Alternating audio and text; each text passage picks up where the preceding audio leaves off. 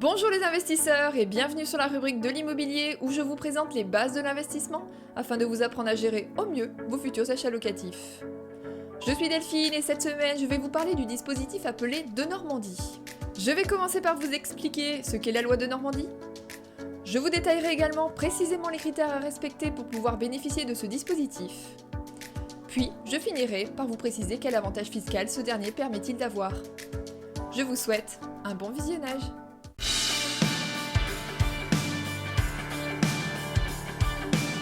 Qu'est-ce que la loi de Normandie ?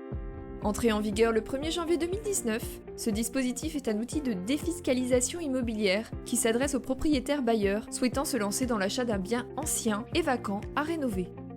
En effet, il faut savoir qu'en France, nous avons actuellement 3 millions de logements inoccupés, en partie à cause de leur délabrement.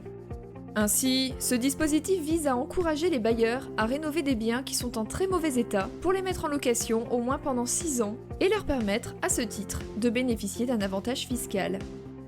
Il est important de noter que ce dispositif vient en complément du dispositif Pinel dont je vous parlais dans une précédente vidéo, le lien étant ci-dessus. Pour pouvoir mettre en œuvre ce dispositif, il y a un certain nombre de critères à respecter assez contraignants que chaque propriétaire doit connaître avant de se lancer dans ce dernier. Mais alors, quels sont-ils ? Tout d'abord, vous ne pouvez pas acheter n'importe quel type de bien. Seulement 2 types d'acquisitions sont possibles, à savoir un logement ancien faisant l'objet de travaux d'amélioration ou un local transformé en usage d'habitation. Ce dispositif sectorise ainsi le type de bien à acquérir, le but étant de rénover des biens anciens et vacants. Ensuite, il faut que ce bien soit un bien à travaux et que ces travaux représentent 25% du coût total de l'opération, comprenant le coût de l'achat du bien et celui des travaux de rénovation. Afin d'être plus clair, si vous achetez un bien à 100 000 € et que vous avez 25 000 € de travaux, le prix total de l'opération sera de 125 000 €. Il faut alors qu'il y ait 25% des travaux sur ce coût total, soit 125 000 € x 25% est égal à 31 250 €. La loi de Normandie sur un tel bien ne s'appliquera pas donc, car il faut un minimum de 31 250 € de travaux pour pouvoir en bénéficier, ce qui n'est pas le cas ici. Mais attention, les types de travaux à inclure dans ces 25% sont également définis par la loi de Normandie. Vous devez ainsi procéder à au moins l'un des postes de travaux suivants: travaux améliorant la performance énergétique du logement de 30% au moins, et ou au moins 2 types de travaux parmi changement de chaudière, isolation des combles, isolation des murs, changement de production d'eau chaude, isolation de fenêtres, etc. Et ou création de surfaces habitables nouvelles, par exemple balcon, terrasse ou garage. Ce critère des 25% peut parfois être compliqué à appliquer au vu d'œil quand vous visitez un bien, et il vous faudra être sûr avant de vous lancer dans un achat qui au final ne répondrait pas à ce critère.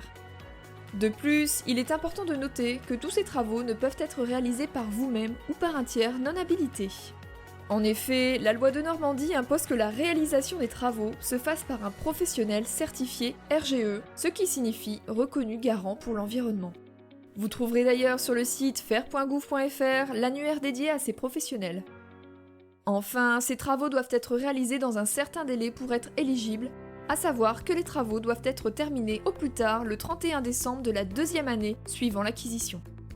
Ainsi, si vous avez acquis un bien en janvier 2020, vous avez donc jusqu'au 31 décembre 2022 pour que les travaux soient réalisés. Mais en plus de ces conditions quant au type de bien à acquérir et aux travaux, il faut savoir que quand vous achetez un bien dans le but de mettre en place ce dispositif, ce dernier doit être dans une ville déterminée. En effet, vous avez un critère de localisation à respecter. Selon la loi de Normandie, il faut que votre bien soit dans l'une des communes suivantes. Dans les communes dont le besoin de réhabilitation de l'habitat est important, dans les communes en zone labellisée cœur de ville, ou dans les communes ayant passé une convention d'opération de revitalisation de territoire appelée ORT. Cela peut paraître complexe, mais rassurez-vous, le site Loi de Normandie vous permet de connaître les villes concernées par le dispositif. Par exemple, voici une carte relatant les villes étant en zone labellisée cœur de ville. Vous ne pourrez donc investir par le biais de ce dispositif en dehors de ces villes désignées.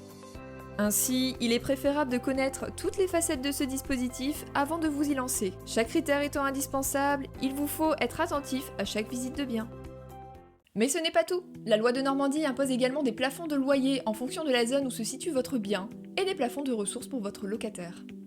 En effet, vous ne pouvez pas faire rentrer n'importe quel type de locataire dans votre logement, ce qui est applicable également pour le dispositif Pinel. Il faut savoir cependant que chaque année les plafonds sont revus, même si depuis 2018, cela n'a pas bougé. Concernant tout d'abord les plafonds de loyer. Le but de ce dispositif étant de faire rentrer dans ces logements les ménages moins aisés, le propriétaire ne peut pas pratiquer n'importe quel loyer.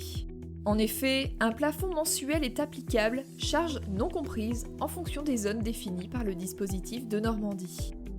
Voici un tableau reprenant les plafonds de loyer applicables pour un bail en 2020. Mais attention, ce tableau vous servira uniquement de base, car le plafond étant modulable en fonction du nombre de mètres carrés, vous devez donc calculer par vous-même le plafond applicable. Pour cela, voici la formule à appliquer. Barème fois coefficient plus 19 divisé par la surface utile. Afin que cela soit plus clair, voici un exemple concret. Si un propriétaire achète un bien de 100 mètres carrés dans une zone B1, le plafond du loyer au mètre carré se calculera comme suit. 10,44 fois 0,7 plus 19 divisé par 100.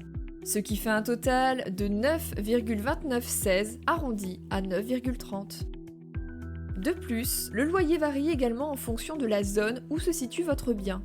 Voici un tableau récapitulant l'ensemble des zones. Attention cependant, le dispositif n'est pas applicable en zone C. N'achetez donc pas un bien dans cette zone en pensant que vous pouvez faire de la loi de Normandie, car ce ne sera pas le cas. Mais à côté de ces plafonds de loyer, vous ne pouvez pas non plus faire rentrer n'importe quel locataire dans votre logement, car des plafonds de ressources s'appliquent. En effet, en fonction de la ville où se situe le bien et la composition du foyer, le ou les locataires doivent justifier de revenus fiscaux de référence. Ainsi, en 2020, voici les plafonds de ressources. A noter qu'il s'agit ici des revenus applicables en métropole, le tarif outre-mer étant différent. Ainsi, pour reprendre notre exemple de notre bien de 100 mètres carrés en zone B1, si vous souhaitez faire entrer un locataire, il faut que son revenu fiscal de référence ne dépasse pas pour une personne seule 31 352 €. Enfin, en plus de ces conditions de ressources et de loyer, des conditions quant au bail sont à respecter. En effet, le logement proposé doit constituer l'habitation principale de votre locataire. Il ne peut donc pas être rattaché fiscalement à ses parents. Ce qui exclut, comme le Pinel, un certain type de locataires, comme les étudiants ou apprentis, ou même vos enfants, pour la plupart rattachés fiscalement. De plus, votre bien doit être loué au plus tard 1 an après l'achèvement des travaux de l'immeuble ou après son acquisition. Ce qui normalement est un délai correct si vous souhaitez mettre en location, mais votre bien étant en ville moyenne, cela peut provoquer parfois certaines difficultés pour louer. Enfin, la durée du bail de location doit être de 6, 9 ou 12 ans, comme le Pinel. Vous ne pourrez donc pas récupérer votre bien pour un autre projet en deçà de cette durée. En plus de cette durée, la location doit être nue, donc pas de meublé possible. Ainsi, ce dispositif ayant de nombreux critères, il peut être difficile de trouver le bien idéal répondant à l'ensemble de ces derniers. Mais au final, quel avantage fiscal ce dispositif vous permet-il d'avoir ? Comme le dispositif Pinel, une réduction d'impôt s'appliquera en fonction des années de location du bien. Ainsi, si vous louez sur 6 ans, la réduction d'impôt sera de 12% du prix du bien, sur 9 ans, 18%, et sur 12 ans, 21%. Mais attention, cette réduction ne s'applique que si le coût total d'opération ne dépasse pas le montant de 300 000 € avec travaux et un plafond de 5 500 € par mètre carré de surface habitable.